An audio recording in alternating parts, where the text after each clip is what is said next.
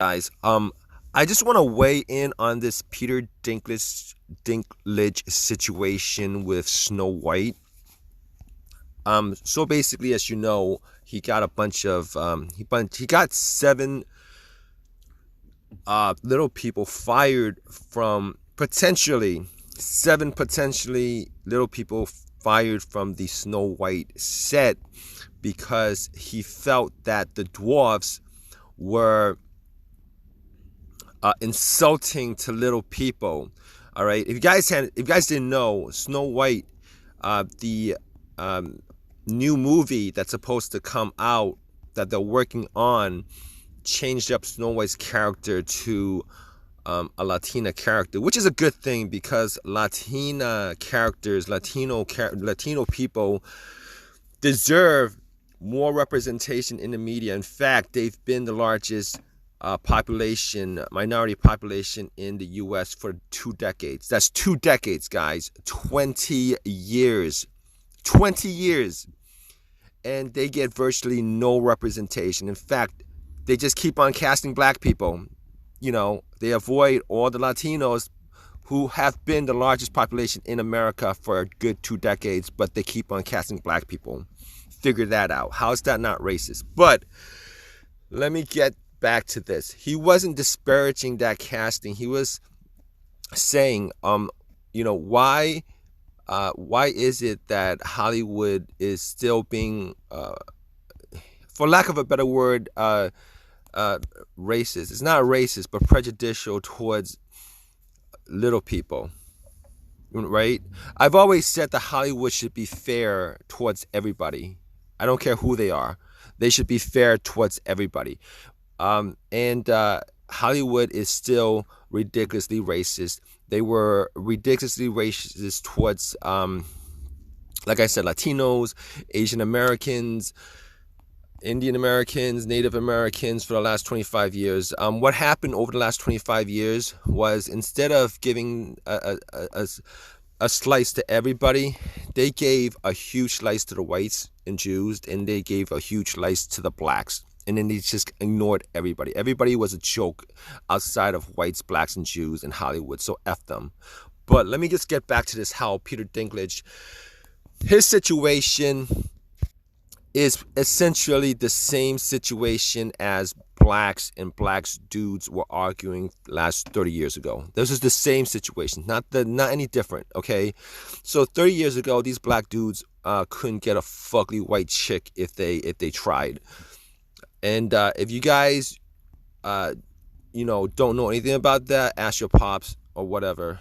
But 30 years ago, these black dudes couldn't get a white chick fugly ass white chick if they tried. All right, so they went and they blamed Hollywood for it.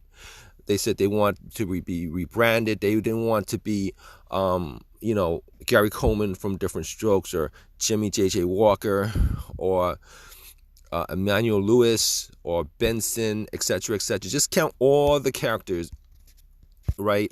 That they considered those characters to be B-level characters. They aren't humanized, etc., etc. They didn't get the whole treatment with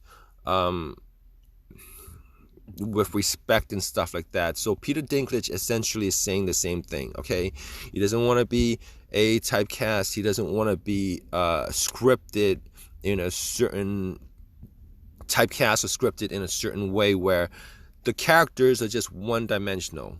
All right, he wants these characters, these little people, to have to be shown with respect, to be shown with dignity, to be shown with a woman, pretty much. All right, he wants to be cast in the same way that he wants his people to be cast in the same way that the blacks have rebranded their people over the last 30 years, which is the only thing they did.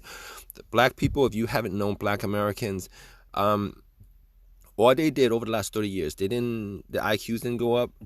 They didn't, the crimes rate is still the same. Let me see, the pregnancy rate is still the same. The every single negative, the crime rate is still the same. The rape rate is still the same. Like pregnancy is still the same. They got huge problems that was never resolved for the last 30 years. The only thing that changed over the last 30 years, guess what? It's the representation. It's the way they were branded.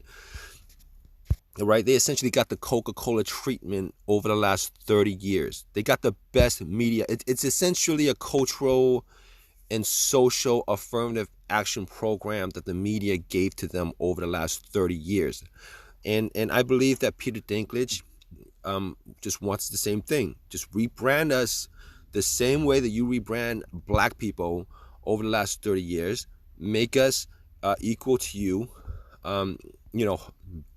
Pair us up with the most hottest, beautiful white women possible, and push the best looking little people that you can get, and push them in these movies, because black people, all they do is get the 1%, and sometimes they're negative point, they're 0.0001% of the tallest, best looking people. And those only people they cast. All right, black people aren't really tall people. I've posted this, like, on average, the average black dude in Africa is like 5'7". Average black dude in Jamaica is like 5'7". Average black dude in Haiti is like 5'6". Average black dude in America height is 5'9", and fat. But when you see them on TV, they're always like 6'4". They're casting like basketball players and football players for stuff. They're like, all these people are like 0.000000001% of the population that you're pushing to represent the other 99.99999% of your average the short ass people. Let's all be honest about that. All right. Let's all be honest about it. So you guys got like the best representation. You guys got the best push as far as branding is concerned. You guys got the Coca-Cola treatment. It's essentially an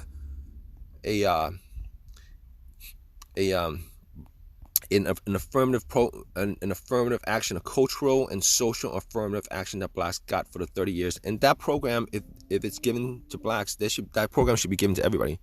That program should be given to Latinos, Americans, Asian Americans, gay people, LGBTs, little people, women's groups, whatever else is out there. If you're gonna brand people the best you can brand them, you should brand them everybody else the same. And by the way, if you're gonna include one black person in every single thing, you're gonna include one black person in every single thing instead of